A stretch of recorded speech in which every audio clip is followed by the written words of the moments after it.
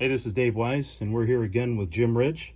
Everybody knows Jim Ridge, alternators and starters. Dixie Restoration. Dixie Restoration, absolutely. And if you're looking for the gold standard, anybody that has received any of Jim's products, you know they are absolutely the gold standards, unrivaled by none. And we're here with the master to walk us through some of the finer details of alternators. So Jim, where do you want to start? This is your show, brother.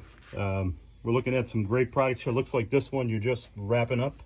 Tell us a little bit about that one. Yeah, we're just about ready to assemble this this piece here, Dave. We're waiting on a coated rotor, but just some of the detail things that we do here. Now this is a pre-64 case, which is manufactured by a company called Lester for Chrysler.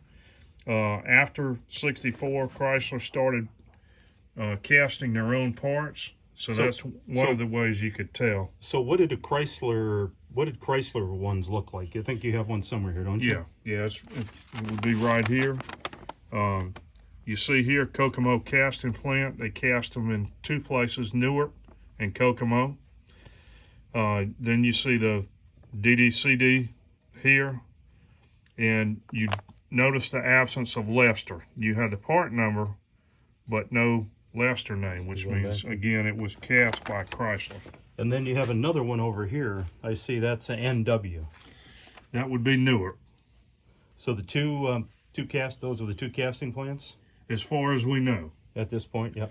And then again, you contrast that with the earlier piece.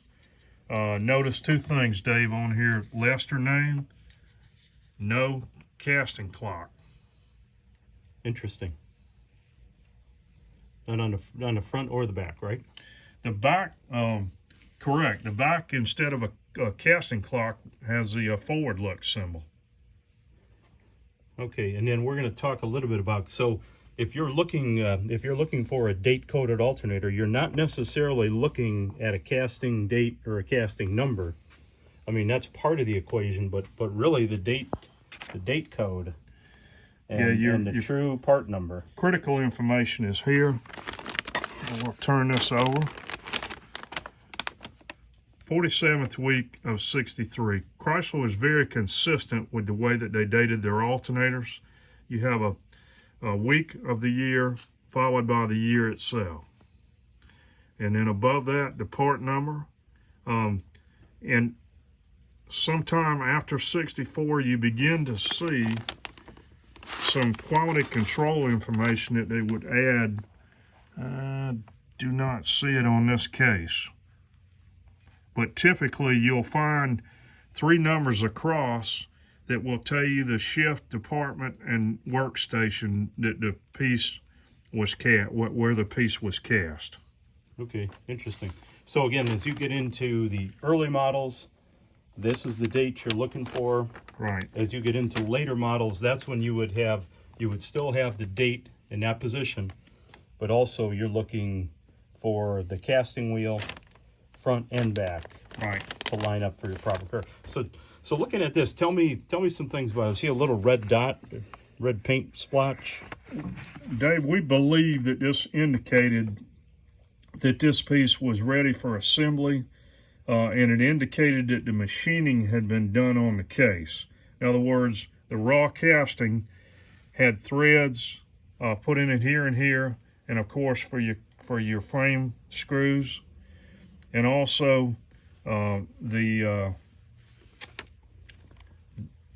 hole capacitor cleaned up, for the capacitor to come through. In other words, all of the machine work that needed to be done after the raw casting was finished, and then they would put from what we've seen, either a red or a black mark on the back of the case somewhere near the pivot to indicate that piece was ready for assembly. Oh, interesting.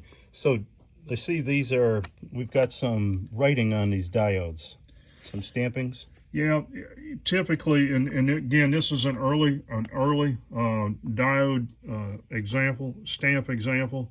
You've got the manufacturer, you've got the part number, 87 being the negative diode, 88 being the positive diode, and then the week and the year, 27th week of 63.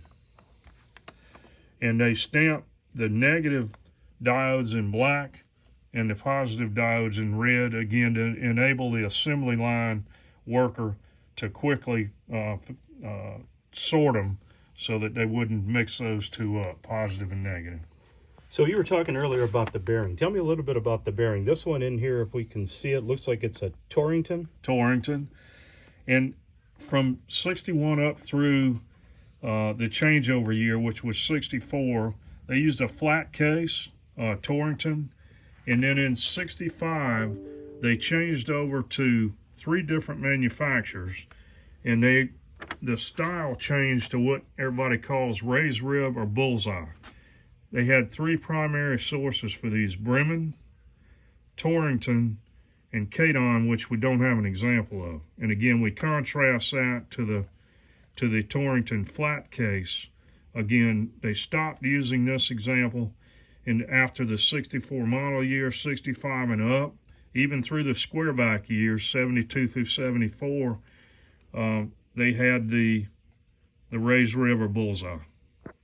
Oh, interesting. So tell me a little bit about the finish. So I noticed that the finishes, you know, certainly this one, which is a used case, it's been out in the wild, has sort of appeared to changed color versus a fresh one. Yeah, it's and I know this is difficult for your viewers to see, but you can see a hint of something on the inside of this case. You can tell that there's a different hue.